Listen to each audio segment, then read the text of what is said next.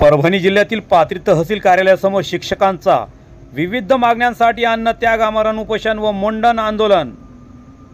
अनुदानित शाळेतील शिक्षक व शिक्षकेतर कर्मचारी यांना 1 जानेवारी 2024 पासून विनाअट प्रतिवर्षी टप्पा वाढ देण्याचे लेखी आश्वासन देण्यात आले होते। तसेच शिक्षण मंत्री यांची टप्पावाढ अनुदानाबाबत केलेल्या घोषणेनुसार 1 जून 2024 पासून टप्पावाढ देऊन अनुदान देण्याची घोषणा करण्यात आली होती। तरी 30 जुलै 2024 पूर्वी शासन निर्णय निर्गमित करून तात्काळ शिक्षक व शिक्षकेतर यांच्या खात्यावर पगार जमा करावी यासाठी 22 जुलै 2024 रोजीपासून तहसील कार्यालय पाथरी साई जन्मभूमी येथे अन्नत्याग व मुंडन आंदोलन करून आंदोलनास बसले आहे। शासनाकडून तत्काळ न्याय मिळावा या अपेक्षेसह अन्नत्याग आंदोलन करते प्राध्यापक दीपक कुलकर्णी, श्री ज्ञानेश चव्हाण व प्राध्यापक रविकांत जोजारे हे अन्नत्याग आंदोलन करत आहे। शासनाकडून जर मागण्या पूर्ण मान्य केले गेले नाही तर शिक्षकांनी ढालेगाव बंधाऱ्यात आत्मदहन करण्याचा इशारा दिलेला आहे। 24 शिक्षकांनी आपले मुंडन करत महाराष्ट्र शासनाच्या विरोधात घोषणा दिल्या।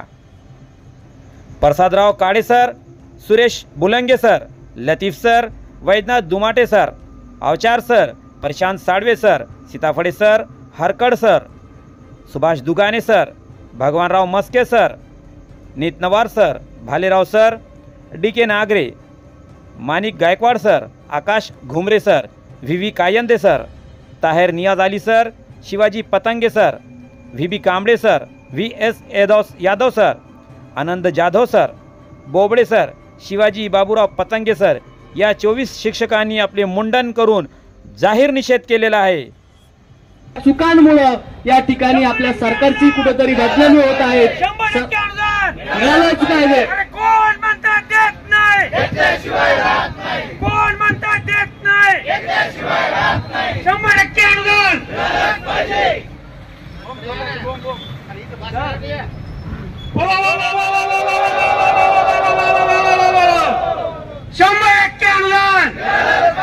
कोण म्हणतात देत नाही। आमचे केस अर्पण करत आहोत की सरकारला किमान आता तरी विनवणी करतोय की आमच्या ह्या संवेदना तुमच्यापर्यंत जर आल्या असतील तर आम्हाला न्याय द्या, आम्हाला दुसरं काही नकोय, आम्हाला फक्त निधीसह शासन आदेश निर्गमित हवा आहे जेणेकरून आमच्या हक्काचं वेतन, आमच्या हक्काचा पगार आमच्या खात्यामध्ये पडेल, ज्याच्यामुळे आमच्या मुलाबाळाचं, लेकरा बाळाचं भविष्य उद्याचं उज्ज्वल होणार आहे। आणि त्या हक्कासाठी आम्ही लढतोय। आम्ही काही दुसऱ्या काही आम्हाला काही वेगळे काही निधी लागत नाही, कुठले पत्र लागत नाही, कुठल्या मागण्या नाहीये, आमच्या न्याय मागण्या आहे। जो आमचा हक्क आहे तो हक्क मागण्यासाठी आम्ही गेल्या 3 दिवसापासून अन्नत्याग उपोषण करतोय। आणि यासाठी या पाथरी या उपोषण स्थळीच आता आमचे काही बांधव स्वतःचं मुंडन या ठिकाणी करणार आहेत, मुंडन आंदोलन या ठिकाणी करतायत, केस अर्पण करणार आहेत। थोड्याच वेळात लाईव्हच्या माध्यमातून आपल्या सर्व महाराष्ट्रातील शिक्षक बांधवांना आम्ही या ठिकाणी आवाहन करतोय की आपले केस, प्रत्येक शिक्षकाला आपल्या डोक्यावरचे केस प्रिय असतात बांधवांनो। असा एकही व्यक्ती नाहीये की ज्याला स्वतःच्या डोक्यावरचे केस प्रिय नाहीये, कारण केसामुळे आपल्या चेहऱ्याची सौंदर्य वाढतंय आणि हे सौंदर्य सुद्धा आम्ही या ठिकाणी अर्पण करायला तयार आहोत। कारण तुम्ही बघा, कोणीही व्यक्ती आपल्या केसाची अतिशय काळजी घेत असतो, निगा राखतोय, पण ते केस, ती काळजी घेणारे केस आज आम्ही या ठिकाणी अर्पण करतोय। हा आमचा आत्मक्लेश समजा, एक क्लेश आंदोलन समजा।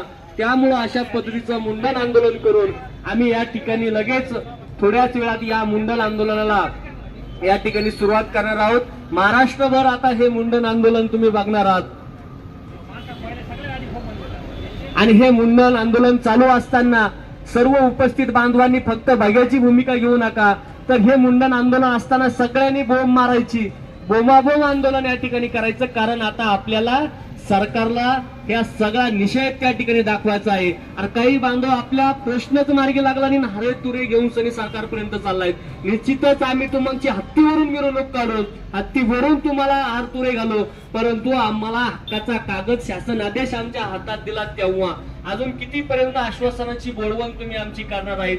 खूप झाले आता आश्वासन, आता आम्हाला हक्काचा कागद हवा आहे। आश्वासनावर आता आम्ही कुठल्याही परिस्थितीत माघार घेणार नाही। आणि यासाठी थोड्याच वेळात, अगदी 5-10 मिनिटांमध्ये या ठिकाणी मुंडन आंदोलनाला सुरुवात आहे. तुम्ही बघू शकता आमचे 2 बांधव मुंडन आंदोलनासाठी तयार झालेले आहेत. 2 जण मुंडन आंदोलनासाठी बसलेले आहेत आणि असे 10 लोक 10 ते 15 बांधव या ठिकाणी आज आपलं मुंडन आंदोलन करणार आहे. आपले स्वतःचे जे अतिशय लोकप्रिय म्हणजे स्वतःचे अतिशय प्रिय असणारे केस या ठिकाणी निषेध म्हणून अर्पण करणार आहे. बांधवांना मुंडन करणं कुणालाही हौस नाहीये. स्वतःचे केस कापायचे म्हणलं तर आपण 10 वेळेस विचार करतोय, कारण स्वतःच्या केसाविषयी प्रत्येक व्यक्तीला अभिमान असतो.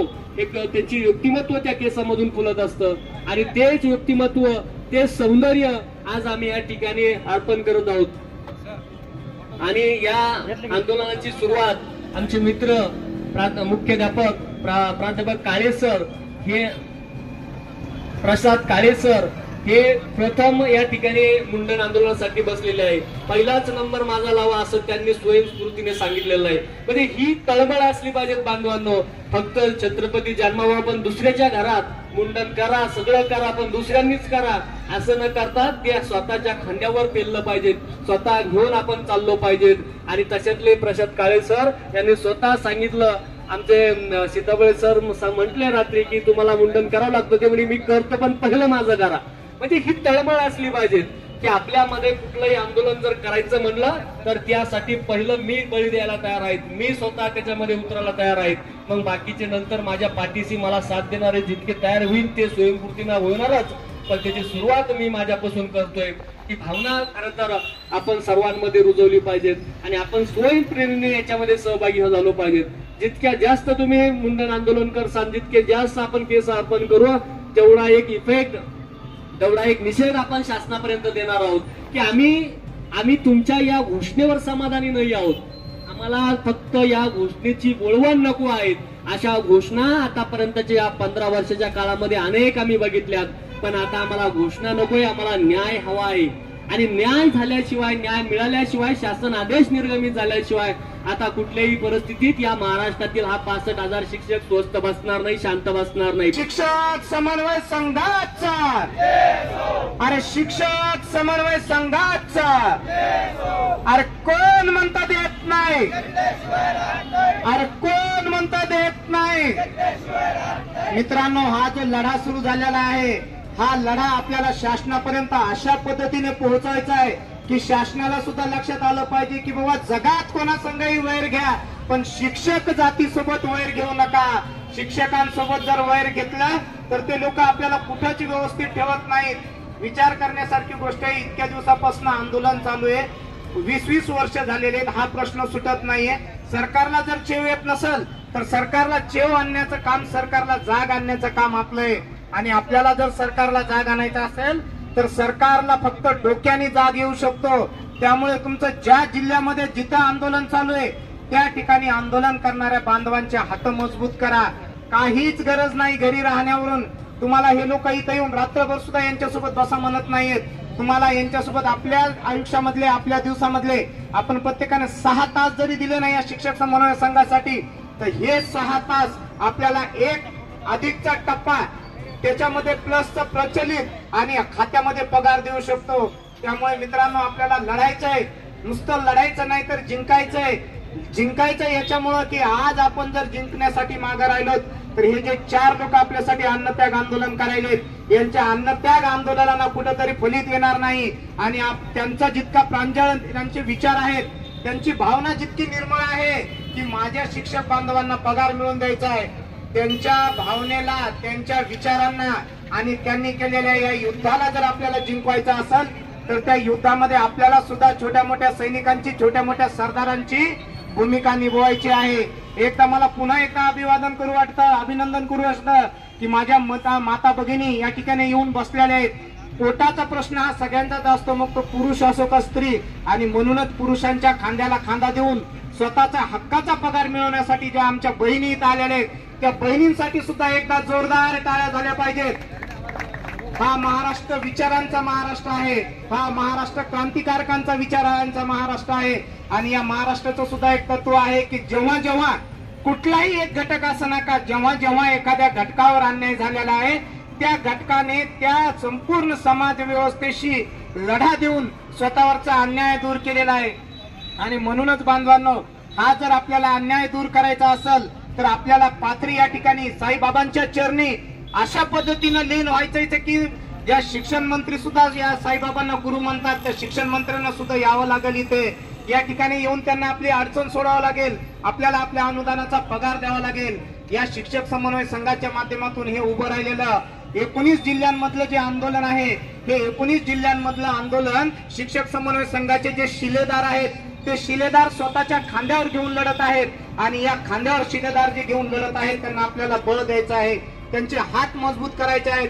आज बघा किती म्हणजे विचार करण्यासारखी गोष्ट आहे. राहुल कांबळे सर या ठिकाणी आपल्या या ठिकाणी आलेले शिक्षक समन्वय संघाचे प्रमुख शिलेदार आहेत. दीपक भाई असतील किंवा ज्ञानेश्वर भाई असतील, त्याचबरोबर रविकांत जोधारे सर असतील, आमचे गजानन खैरे सर असतील. खरं जर विचार केला तर प्रश्न फक्त वैयक्तिक स्वतःच्या पुरता येतो, पण स्वतःचा विचार न करता संपूर्ण शिक्षक बांधवाचा, जिथं शिक्षक जात हा शब्द आला, या शिक्षक जातीचा विचार करून हे लोक आज आपल्यासाठी आंदोलनाला बसलेले आहेत, अन्नत्याग आंदोलनाला बसलेले आहेत. या ठिकाणी आमचे शिक्षक बांधव मुंडन आंदोलन करत आहेत. आणि या सगळ्या गोष्टी होऊन सुद्धा शासनाला जाग येत नाही. बघा, निष्ठुर शासनाचा निषेध करण्यासाठी, या शासनाला त्यांची जागा दाखवण्यासाठी या ठिकाणी ज्या शिक्षक बांधवांनी आंदोलन केलं, ज्या शिक्षक बांधवांनी मुंडन आंदोलन केलं, या मुंडन आंदोलन करणाऱ्या शिक्षकांची मी या ठिकाणी यादी वाचून दाखवणार आहे.